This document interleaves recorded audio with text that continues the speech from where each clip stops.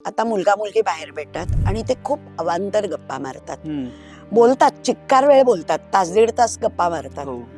पण ऑफिस मधलं काम आणि मग तू किती वाजता जातोस, मग मित्रमंडळी आहेत का, मग शनिवार रविवार काय करतोस, म्हणजे या सगळ्याचा संबंध आपल्या रोजच्या लग्नानंतरच्या आयुष्याशी नाहीये.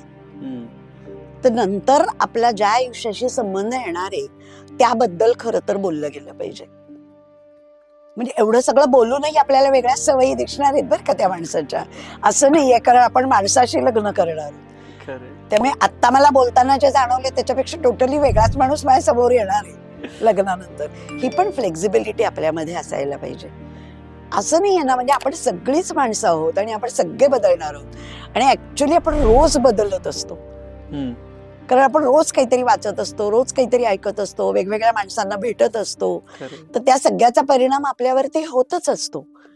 त्यामुळे आपण सगळेजण रोज बदलणारे आहोत. त्यामुळे लग्नाच्या आधी दिसलेला माणूस हा कदाचित लग्नानंतर वेगळाच दिसण्याची शक्यता नाकारता येत नाही.